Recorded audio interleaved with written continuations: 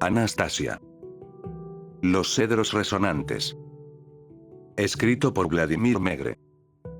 Libro 5, ¿Quiénes somos?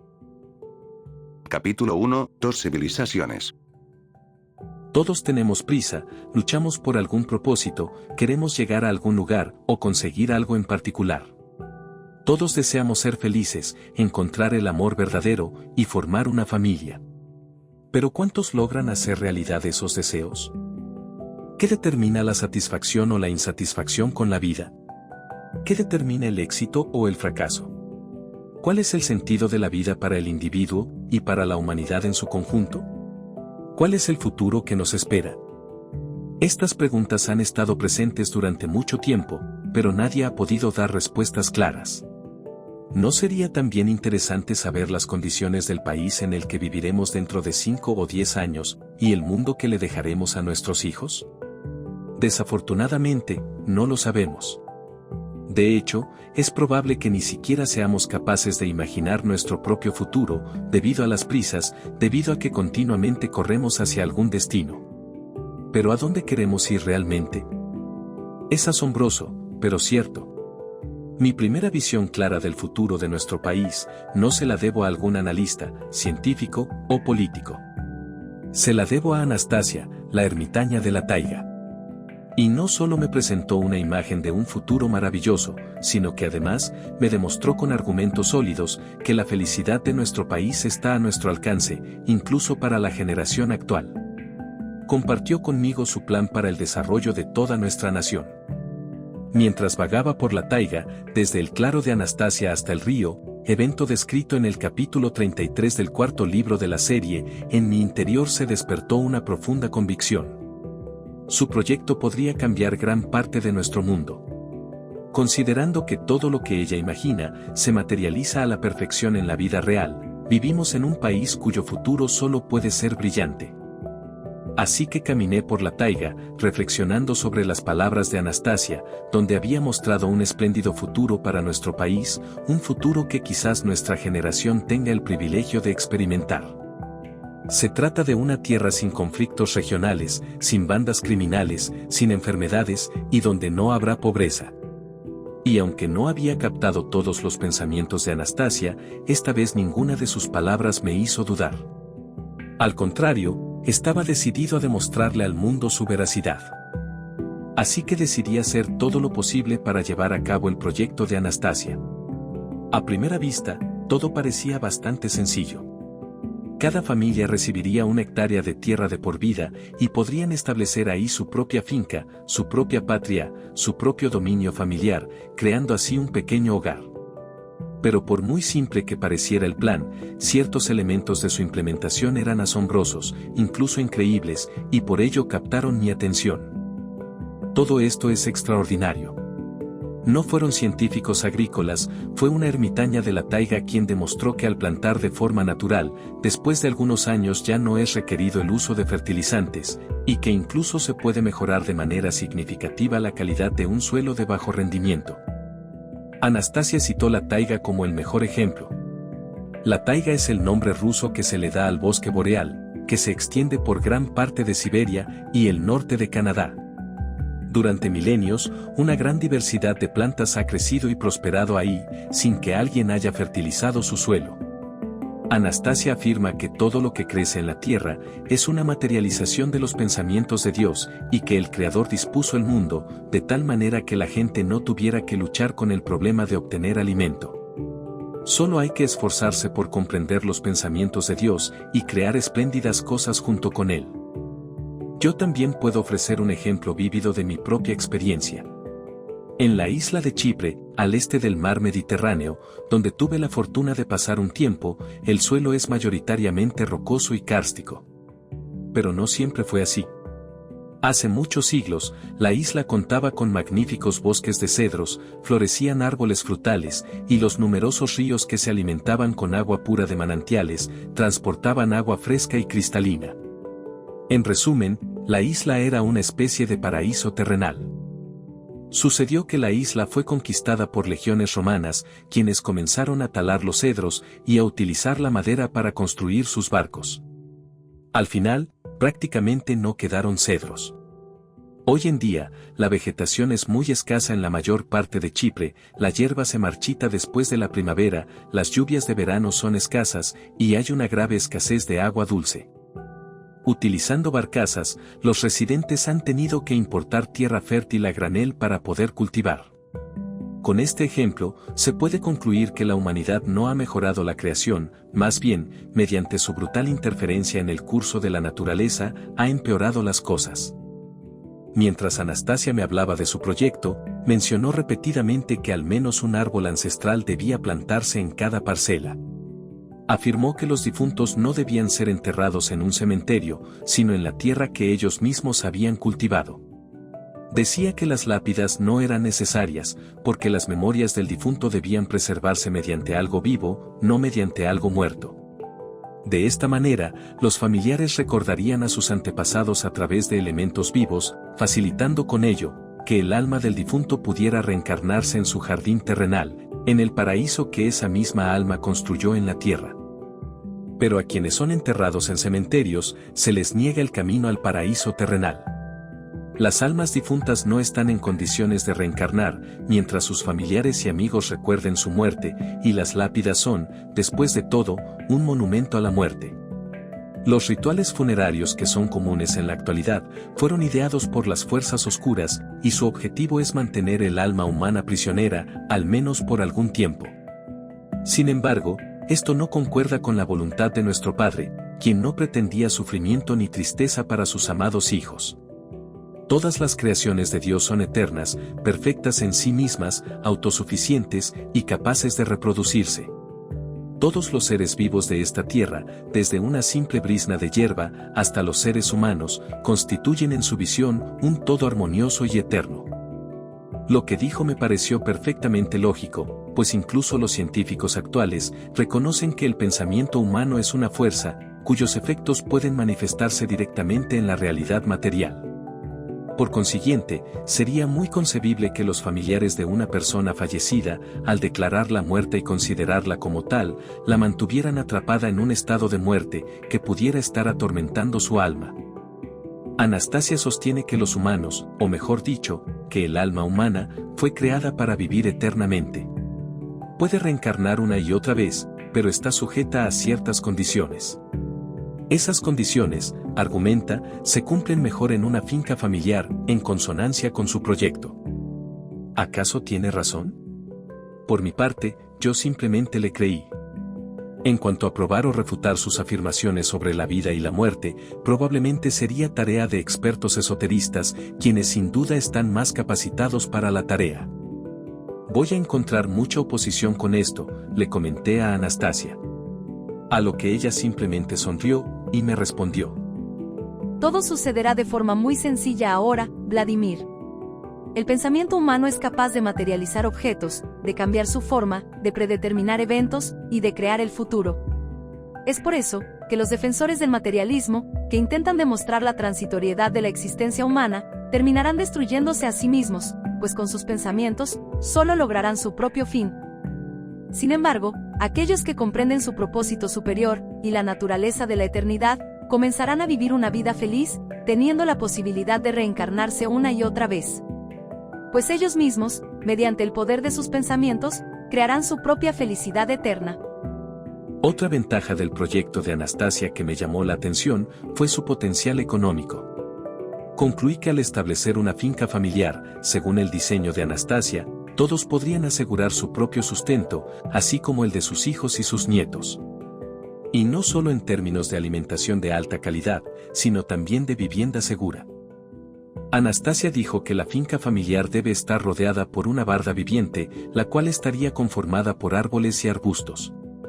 De igual forma, el bosque dentro de la propiedad familiar debe estar conformado por diferentes especies de árboles. El bosque debe estar cubriendo una superficie que abarque desde la mitad hasta 3/4 partes de la hectárea que conforma la totalidad de la superficie. En 1/4 de hectárea de bosque se pueden albergar aproximadamente 300 árboles. Con ellos, se podrían cosechar unos 400 metros cúbicos de madera en un periodo de 80 a 100 años.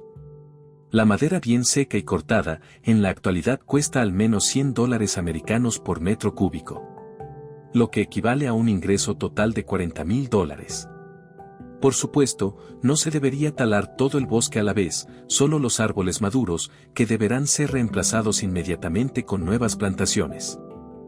El valor total de una propiedad familiar, construida según el diseño de Anastasia, puede alcanzar fácilmente el $1.000.000 y cualquier familia de clase media podría construirla. La casa puede ser bastante modesta al principio. El mayor tesoro será la belleza natural que emerja del terreno, el cual será diseñado con precisión y estética. Incluso hoy en día, los ciudadanos más adinerados pagan grandes sumas a empresas especializadas en diseño de paisajes. Solo en Moscú, existen alrededor de 40 empresas en ese sector, y no les falta trabajo. Diseñar un solo espacio de 100 metros cuadrados cuesta $1.500 o más, y plantar una conífera adulta de 6 metros de altura supone otros $500. Las personas adineradas están dispuestas a gastar sumas considerables en bellas casas, rodeadas de hermosos entornos naturales. Lo terminan haciendo, ya que a sus padres no se les ocurrió la idea de construir una finca familiar para sus hijos. Y ni siquiera hace falta ser rico para hacerlo, solo hay que establecer las prioridades correctas. ¿Cómo podemos criar bien a nuestros hijos, si nosotros mismos no comprendemos estas cosas tan sencillas? Anastasia tiene razón cuando dice que la educación empieza por nosotros mismos. Yo mismo he tenido un fuerte deseo de establecer mi propio dominio familiar, mi propia patria. Tomar una hectárea de terreno, construir una casa, y lo más importante, sembrar todo tipo de árboles y plantas a su alrededor. Mi sueño es crear un pequeño hogar como el que describió Anastasia, y rodearlo de parcelas bellamente diseñadas de otras personas. Anastasia y nuestro hijo podrían establecerse ahí también, o al menos venir de visita. Y con el tiempo, podrían venir mis nietos y bisnietos. Bueno, quizás nuestros bisnietos quieran ir a trabajar a la ciudad. Al menos sabrán que en su finca familiar, tendrán un lugar al que pueden acudir a relajarse. Y durante el Día de la Madre Tierra, festividad que se celebra cada 23 de julio y que fue descrita en el capítulo 9 del segundo libro de la serie, quizás todos mis familiares se reúnan en mi propiedad. Probablemente ya no estaré con ellos, pero la propiedad que habré creado, con sus árboles y su jardín, ahí seguirá. Cavaré un pequeño estanque, y pondré algunas crías para que haya peces. Los árboles se plantarán según el arreglo especial que Anastasia me indicó. Algunas cosas les gustarán a mis descendientes, tal vez otras van a querer cambiarlas, pero en cualquier caso, seré recordado. Yo mismo deseo ser enterrado en esa propiedad y solicito expresamente que no haya lápida. Que nadie derrame lágrimas falsas en mi lugar de descanso, no quiero que finjan dolor o que pongan cara de tristeza. De hecho, no quiero que haya duelo alguno. En lugar de una lápida, que es totalmente innecesaria, que haya hierba fresca y arbustos creciendo sobre el cuerpo, tal vez también algún tipo de bayas, de las que puedan beneficiarse mis descendientes. No quiero ver dolor cuando la gente venga a visitarme a mi patria, no quiero verlos tristes. Quiero que la gente piense en mí con alegría, que vean la manera en la que he dispuesto y diseñado todo para ellos. Mis pensamientos se entrelazaban en una especie de alegre presentimiento de algo grandioso. Estaba muy emocionado y quería ponerme a trabajar de inmediato, de alguna manera, quería poner en marcha el proyecto cuanto antes. Quería llegar a la ciudad lo más rápido posible, pero estaba en medio de la taiga, y aún faltaban 10 kilómetros para llegar al río, parecía como si el bosque fuera interminable. De repente, afloraron en mi memoria datos sobre los bosques de Rusia, datos que una vez había leído en un artículo estadístico. La vegetación de Rusia se compone principalmente de bosques, cubriendo alrededor del 45% de su superficie terrestre. Rusia posee las reservas forestales más grandes del mundo. En 1993, se contabilizaron 886.5 millones de hectáreas de bosques, lo que representa el 21.7% de los bosques a nivel mundial. De manera similar, su volumen de madera es de 80.700 millones de metros cúbicos, lo que viene a representar el 25.9% de los recursos madereros a nivel mundial. El hecho de que el porcentaje de madera sea más alto que el porcentaje de bosques es un claro indicador de que en Rusia la calidad y productividad de los bosques es más alta que en cualquier otro lugar del mundo. Los bosques desempeñan un papel fundamental, tanto en el balance de gases de la atmósfera, como en la regulación del clima en nuestro planeta.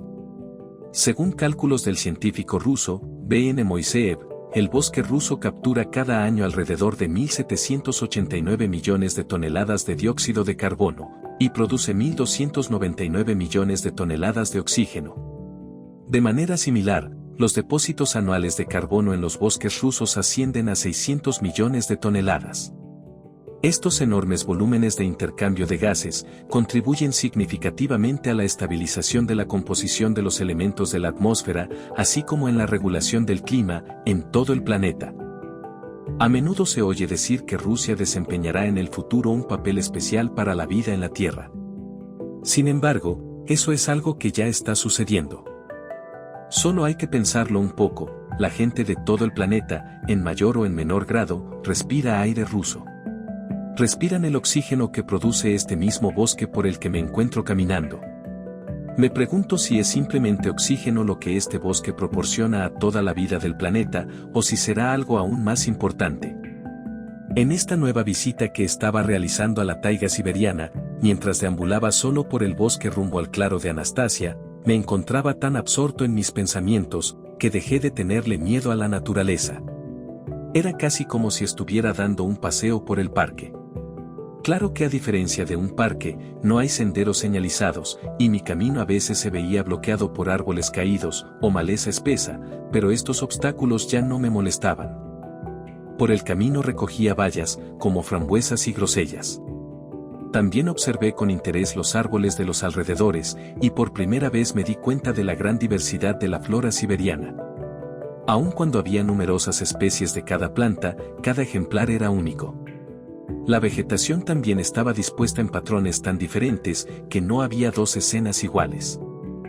Por primera vez examiné realmente la taiga y me pareció un lugar más agradable que de costumbre. De repente, tuve la impresión de que la taiga tenía buenas intenciones para mí. También influyó la sensación de que mi pequeño hijo había nacido en un pequeño claro en medio de este bosque, y que ahí también vivía Anastasia, la mujer que había cambiado mi vida para siempre. En medio de esa interminable taiga, se encuentra el pequeño claro de Anastasia, su espacio de amor que le prepararon sus padres, el lugar en el que desea estar y nunca abandonar. Anastasia no cambiaría ese lugar por algo diferente, ni siquiera por el departamento más lujoso de la ciudad. A primera vista, el claro parece ser solo un espacio más, un lugar sin casa, sin siquiera un refugio primitivo, sin servicios domésticos y sin los objetos cotidianos a los que estamos acostumbrados. Y sin embargo, Anastasia brilla de alegría, irradia dicha y felicidad cada vez que regresa a su claro. Y ahora, en mi tercera visita a la taiga, he experimentado una sensación similar, algo así como la comodidad que uno siente al regresar a casa, después de un arduo viaje. Nuestro mundo es un lugar extraño. Durante miles de años, la humanidad ha estado luchando para garantizar la felicidad y la prosperidad de todos los ciudadanos de la Tierra. Pero en el fondo, está claro que los habitantes de las ciudades modernas cada vez están más expuestos a peligros y viven prácticamente en un estado de desamparo. Puede que les ocurran accidentes de tráfico, que sean víctimas de robos o que sufran continuamente de dolores y enfermedades, haciéndolos dependientes de medicamentos y doctores. Incluso hay algunos que se sienten tan frustrados e insatisfechos, totalmente incapaces de identificar las causas que los llevaron a tal situación, que piensan en el suicidio como única vía de escape.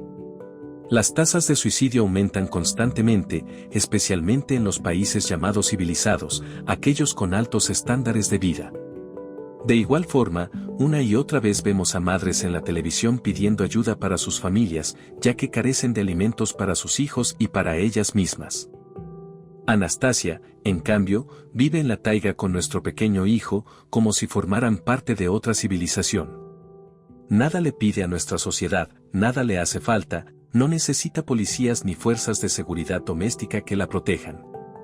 Da la impresión de que nada malo puede pasarle en este claro, ni a ella, ni a nuestro hijo. Claro que existen grandes diferencias entre su civilización y la nuestra, por lo que ella propone tomar los mejores elementos de cada una. Al final, lo que se busca es mejorar el estilo de vida de las personas en la Tierra, dando origen a una nueva y feliz comunidad de personas. Esta nueva comunidad no solo será interesante, sino también fresca e inusual. Anastasia. Los cedros resonantes.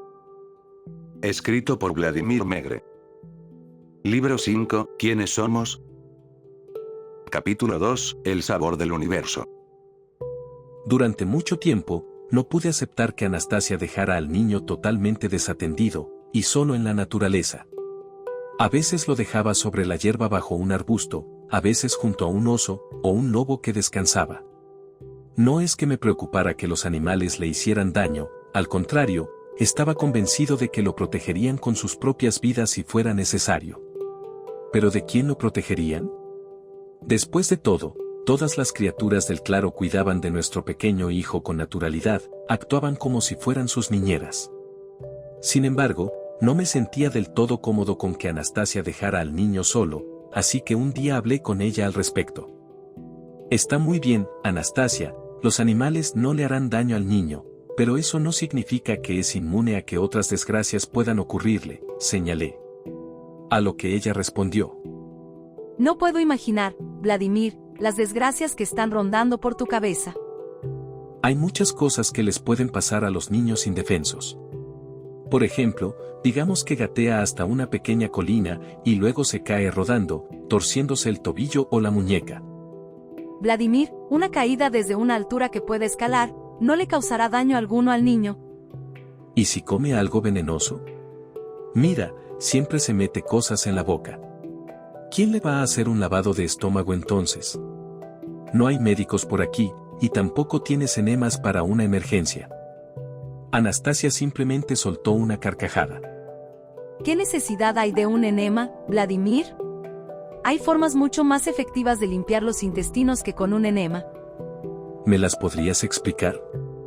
¿Te gustaría probarlo? Si no te importa, puedo traerte unas hierbas que te vendrían de maravilla, te van a hacer mucho bien. No te molestes, no pasa nada. Seguro que me vas a dar algún laxante que me va a destrozar la digestión. Llevas ya mucho tiempo con malestar estomacal, Vladimir. Es por eso que te vendrían bien estas hierbas. Con ellas, podrías expulsar de tu cuerpo las toxinas que te están causando el dolor de estómago. Entonces, en caso de un apuro, le darás unas hierbas al pequeño, y luego le dará diarrea. ¿Qué sentido tiene todo este sufrimiento cuando se trata de un bebé? Eso no va a pasar. Nuestro hijo no come nada malo, y tampoco lo hará en el futuro. Los niños, sobre todo los que se alimentan de leche materna, y están acostumbrados a ese sabor, no comen algo adicional en cantidades significativas. Además, nuestro hijo solo probará un poco de alguna baya o hierba con la que interactúe, y en caso de que contenga alguna sustancia nociva, le resultará amarga, y la escupirá. En el peor de los casos, la vomitará, y eso le ayudará a recordar que no debe volverlas a comer. Quiero que nuestro hijo saboree la tierra. Debe experimentar el sabor de la tierra y del mundo por sí mismo, y no a través de las palabras de otros. Bueno, es probable que Anastasia no esté del todo equivocada en su punto de vista. Al fin y al cabo, a nuestro hijo no le ha pasado algo malo hasta ahora. Además, mientras observaba al pequeño Vladimir y a los animales, hice un pequeño descubrimiento. Siempre había creído que Anastasia entrenaba a los animales del claro, para que aprendieran a interactuar con los humanos, pero entonces me di cuenta de que todo sucedía exactamente al revés. Eran los propios animales, quienes estaban enseñando a sus crías a interactuar con los humanos. No recuerdo haber visto a Anastasia dedicándole tiempo a este tipo de actividades con los animales. Un hermoso día, estábamos sentados juntos al borde del claro. Anastasia acababa de terminar de amamantar al pequeño, que yacía feliz en sus brazos. Durante un rato, dormitó plácidamente en su regazo, luego se despertó, y le acarició el cabello con una sonrisa. Anastasia le devolvió la sonrisa, y le susurró algo con ternura. En ese momento, la loba entró en el claro, esta vez acompañada de 4 cachorros muy pequeños. Se acercó a nosotros, pero se detuvo a unos 10 metros y se recostó en la hierba. Los pequeños se acurrucaron de inmediato contra su vientre.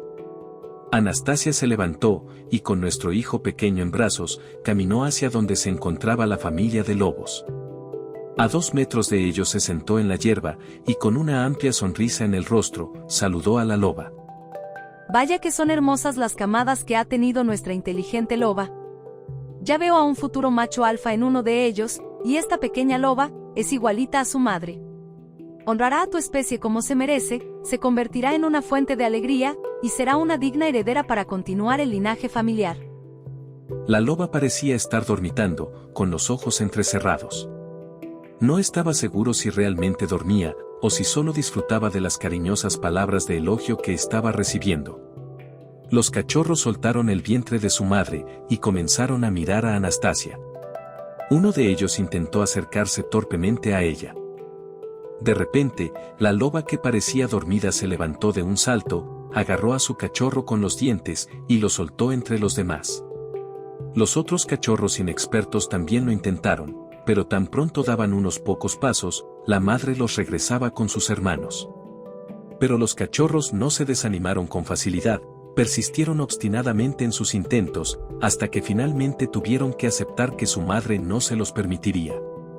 Enseguida, 2 de ellos comenzaron a luchar juguetonamente, mientras que los otros 2 permanecían sentados en silencio, observándonos con mucha atención. El pequeño Vladimir vio a la loba con sus cachorros, y los contempló con asombro. Enseguida, sus piernas comenzaron a patalear impacientemente, y emitió una especie de sonido para llamarlos. Anastasia extendió la mano hacia los cachorros, que se acercaron con cautela. Esta vez su madre no intentó detenerlos, al contrario, incluso empujó suavemente a sus 2 pequeños juguetones hacia Anastasia.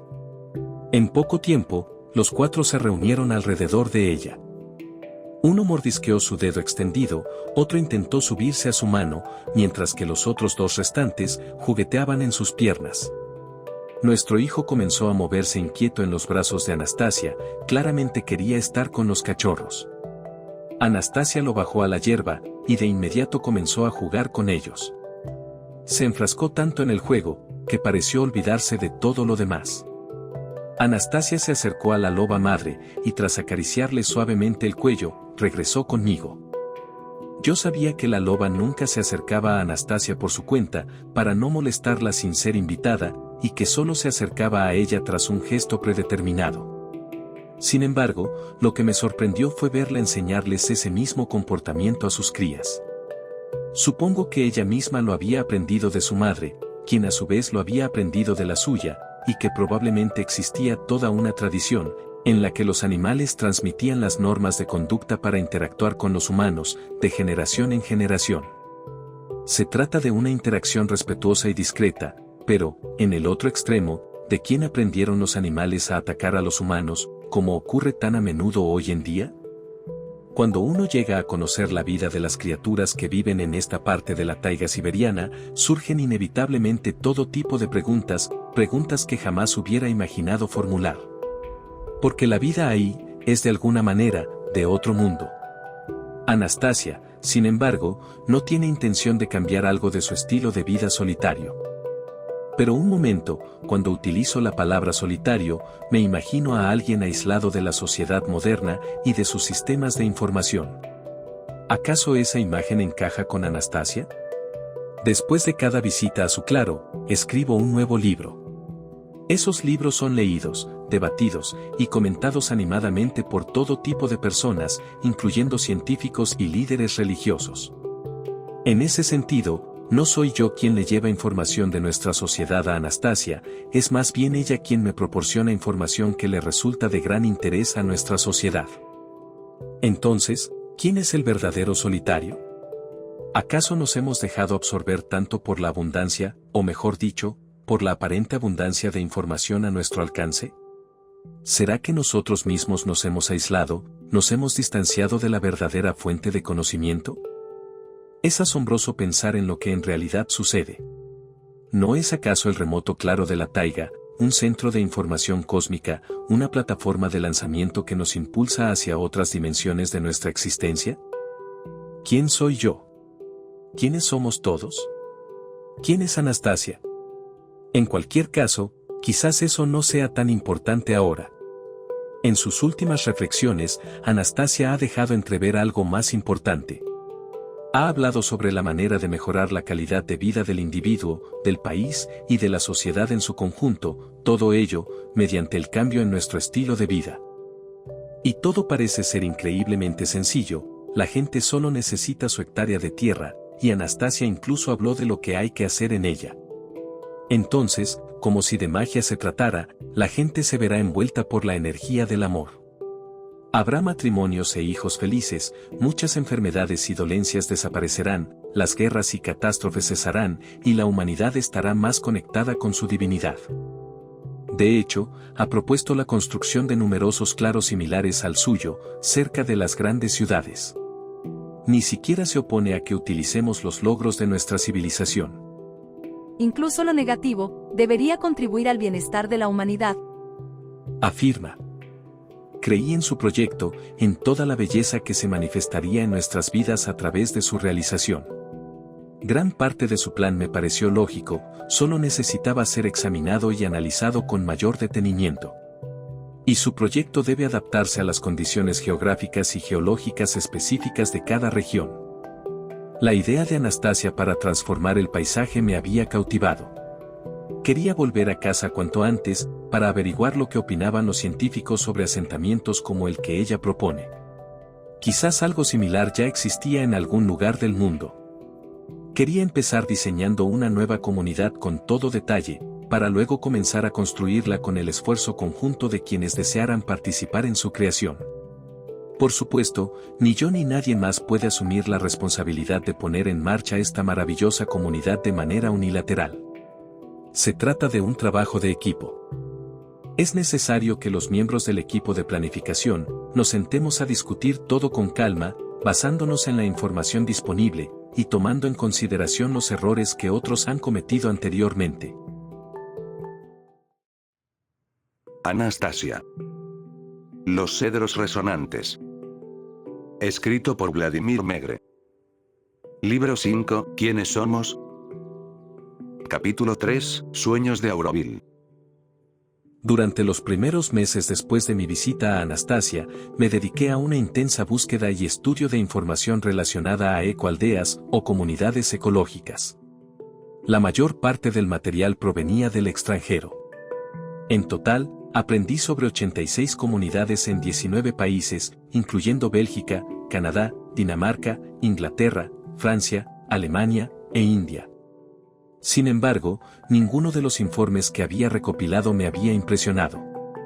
No había asentamiento alguno que hubiera desempeñado un papel lo suficientemente significativo en su país de origen como para tener un impacto notable en la vida social. Uno de los asentamientos más grandes y conocidos es la ciudad de Auroville, en India, que analizaré con más detalle a continuación. Auroville fue fundada en 1968 por Mira Rizar, esposa de Sri Aurobindo, cerca de la ciudad de Pondicherry, en el sur de la India. Desde la década de 1940, Aurobindo había reunido a un número cada vez mayor de seguidores en su ashram, gracias a sus enseñanzas de yoga integral. Impulsado por lo anterior, el gobierno indio les proporcionó un terreno más extenso para la construcción de un asentamiento. El plan contemplaba que esta ciudad internacional albergara eventualmente a 50.000 personas.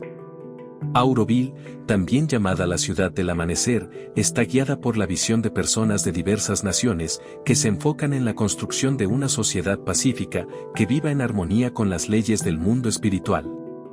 En la carta de Auroville, su fundadora Mira Rizar escribe lo siguiente: Auroville será un lugar de investigación espiritual y material, para que una verdadera unidad humana pueda tomar forma viva. Sri Aurobindo, nacido en 1872 y fallecido en 1950, fue un místico hindú, erudito, poeta y filósofo evolucionista, considerado por sus seguidores como un avatar, o como la encarnación del Ser Supremo. Su yoga integral es una síntesis de los 3 yogas: Bhakti, Karma y Jnana, que abarca e integra todos los aspectos de la vida. Su compañera espiritual, Mirra Rizar, nacida en 1878 en París y fallecida en 1973, fue hija de padres egipcios, y llegó por primera vez al ashram de Aurobindo en 1914. Fue en 1920 cuando se estableció definitivamente en Pondicherry, y comúnmente era conocida como la Madre. Ella supervisó las operaciones del ashram y tras la muerte de Aurobindo en 1950, lo sucedió como líder espiritual y fundó la comunidad de Auroville en 1968. La idea de construir una ciudad donde la gente viviera en armonía con la naturaleza, en armonía con el espíritu y en armonía con el amor, fue aprobada personalmente por Indira Gandhi, primer ministro de la India. El proyecto recibió apoyo financiero del gobierno indio, la UNESCO y numerosos patrocinadores. Representantes de 121 países y 23 estados indios participaron en la ceremonia de su fundación. Para una gran parte de las personas con inquietudes espirituales alrededor del mundo, un sueño parecía hacerse realidad. Sin embargo, poco después de la muerte de su fundadora, Mirra Rizar, en 1973, surgieron las primeras dificultades. Sat Prem, discípulo y sucesor de Sri Aurobindo, criticó duramente a Auroville, calificándola de empresa puramente comercial. El ashram, que controlaba la mayor parte de las finanzas de la comunidad, misma que comenzó a verse como una empresa, reclamaba el poder de decisión sobre todos los asuntos de la ciudad. Sin embargo, los residentes consideraban que su comunidad le pertenecía al mundo entero, y que no estaba bajo la jurisdicción del ashram. Así comenzó una feroz controversia entre el ashram y los habitantes de Auroville, una controversia que no se limitó a las dimensiones espirituales, sino que adquirió formas tangibles de violencia. En 1980, el gobierno indio se vio obligado a desvincular a Auroville del control directo de la sociedad Aurobindo. En su lugar, se asignó un destacamento policial permanente a la comunidad.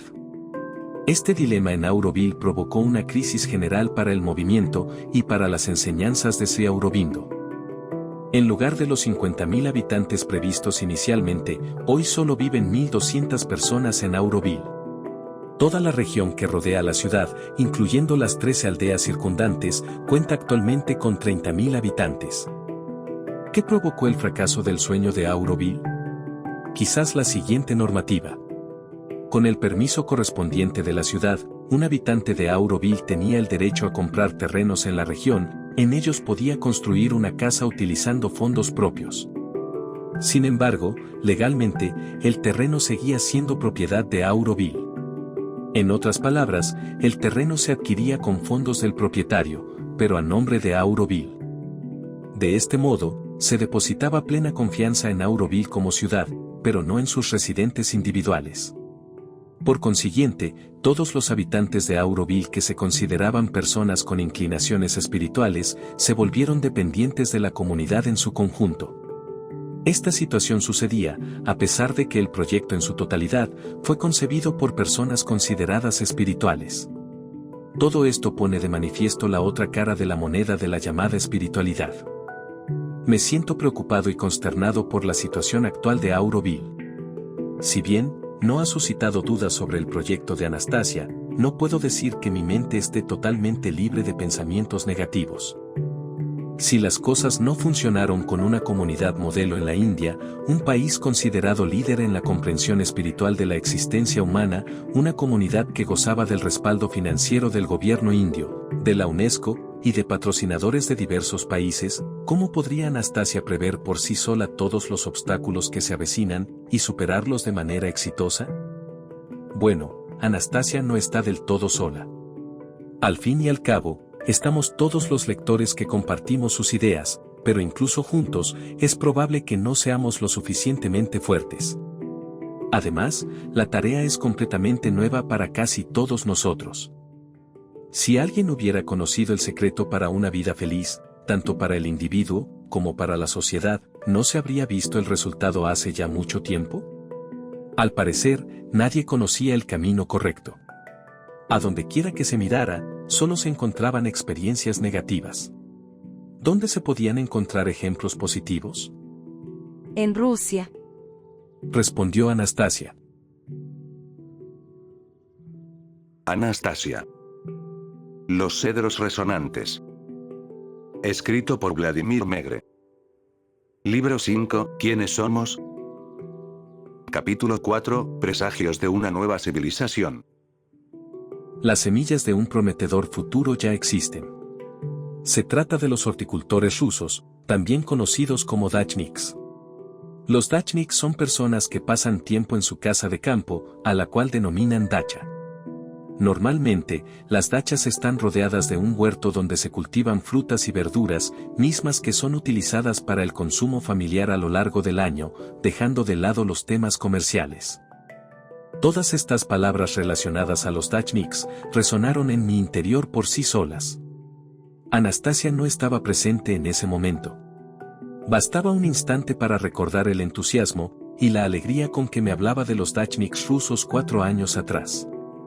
En su opinión, fueron ellos quienes evitaron un cataclismo planetario en 1992. Este peculiar movimiento de horticultura urbana, que había surgido en Rusia tiempo atrás, fue capaz de influenciar positivamente una parte de la Tierra. Todavía recuerdo con claridad las palabras de Anastasia, mismas que fueron expuestas en el capítulo 9 del segundo libro de la serie. Millones de manos humanas tocaron la tierra con amor. Fue con sus manos, y no con maquinaria especializada, que los rusos acariciaron con cariño el suelo en sus pequeñas dachas. Y la tierra pudo percibirlo, sintió el toque de cada mano. Nuestro planeta puede ser grande, pero es bastante sensible. Y de esa forma, la tierra cobró la fuerza necesaria para seguir adelante.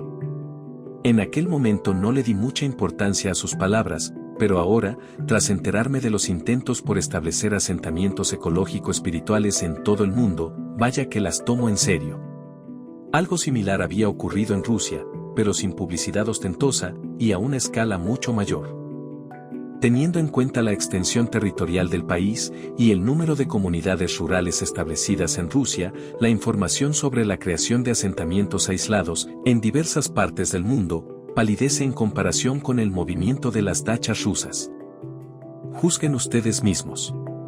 Tengo aquí montones de libros y artículos que abordan seriamente el problema del número de personas que deberían vivir en una ecoaldea.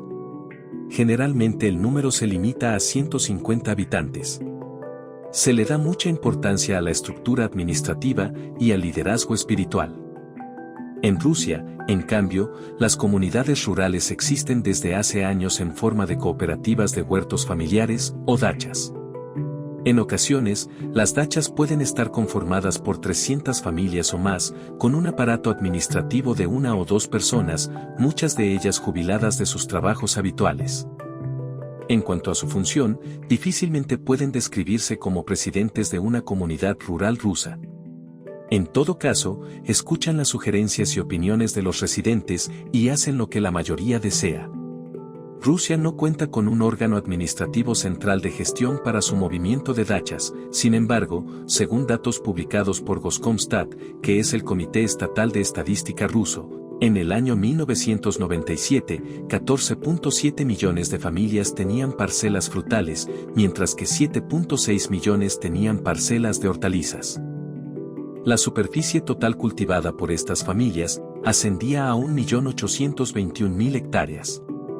Estos hogares cultivaban de forma independiente el 90% de las papas de Rusia, el 77% de sus bayas y frutas y el 73% de sus hortalizas. Lo que no deja de sorprender es que las cifras anteriores han aumentado aún más desde que se escribió el libro, convirtiendo a los dachniks rusos en la columna vertebral no solo de la agricultura del país, sino de la economía en su conjunto. Según las estadísticas oficiales publicadas por Goskomstat, en 2004, las familias rusas de dachniks, sin maquinaria pesada, sin mano de obra contratada y sin subsidios gubernamentales, cultivaron en su tiempo libre y utilizando predominantemente métodos orgánicos, 33 millones de toneladas de papas, el 93% del total. 11.5 millones de toneladas de verduras, el 80% del total. Y 3.2 millones de toneladas de frutas y bayas, que representan el 81% del total. Los dachniks rusos producen más productos que todo el aparato agrícola comercial en su conjunto. En 2004, el valor de la producción de los Dachniks rusos representó el 51% de la producción agrícola total del país, un aproximado de 14.000 millones de dólares, lo que representa el 2.3% del Producto Interno Bruto de Rusia. En términos de contribución a la economía rusa, los Dachniks y los agricultores familiares rurales superan a las siguientes industrias: acero, generación de energía eléctrica, química, farmacéutica, silvicultura, madera, pulpa y papel, materiales de construcción, refinación de petróleo, gas natural y carbón. Los teóricos que han estudiado los asentamientos ecológico-espirituales durante años, probablemente argumentarán que estas comunidades rurales o cooperativas de dachas no pueden compararse con verdaderas ecocomunidades. A lo anterior, respondería de inmediato que lo importante no es el nombre, sino el contenido. La inmensa mayoría de las cooperativas de dachas rusas se adhieren a los principios ecológicos. Y el hecho de que no alardeen de perfección espiritual, ni proclamen a viva voz la necesidad de una relación consciente con la naturaleza, sino que con su forma de vida, simplemente actúen, solo demuestra su verdadera grandeza espiritual. Han plantado millones de árboles y han transformado cientos de miles de hectáreas de tierra árida, considerada infértil, en huertos florecientes. Como nos informan los medios de comunicación, una parte de la población rusa vive actualmente al borde de la hambruna, maestros y mineros están en huelga, y los políticos buscan sacar al país de una crisis tras otra. Más de una vez durante la perestroika, Rusia estuvo al borde de una convulsión social masiva, pero no ocurrió. Ahora imaginen lo que habría sucedido sin la contribución de los Dachniks, sin sus papas, sin sus frutas, sin sus bayas y sin sus verduras. La creciente frustración y la angustia existencial de millones de personas son casi inimaginables. No hace falta ser psicólogo para darse cuenta de que en ese escenario, el factor tranquilizador de la dacha, al cultivar el propio huerto y estar en contacto con la tierra, desempeñó un papel fundamental. ¿Qué habría ocurrido en 1992, en 1994 y en 1997 sin los Dachniks? En cada uno de esos años, escapamos por poco de una convulsión social colosal. Qué fácil habría sido que un incendio social de esa magnitud en Rusia se hubiera extendido por todo el planeta, sobre todo, teniendo en cuenta el devastador potencial armamentístico de muchos países. Pero ninguna catástrofe ocurrió. Al final del capítulo 8 del segundo libro de la serie, se mencionaron las palabras de Anastasia con relación a estos hechos.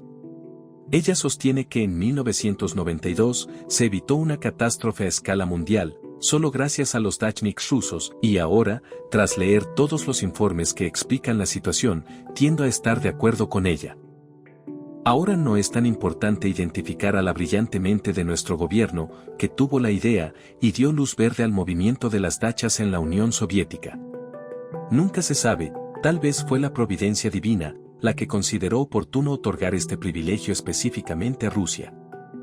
Lo importante ahora es que sucedió, y esta es la mejor prueba de que es posible alcanzar la estabilidad en la sociedad humana, la estabilidad que muchos pueblos del mundo han anhelado alcanzar sin éxito durante miles de años. En opinión de Anastasia, el movimiento de las dachas en Rusia representa un punto de inflexión crucial en el desarrollo de la sociedad humana. Los Dachniks son los precursores del futuro espléndido que vendrá después de ellos, un futuro que estará plagado de asentamientos como los descritos en el libro 4 de la serie. A mí me encantaría vivir en un asentamiento así, y ojalá estuviera ubicado en un país próspero como Rusia.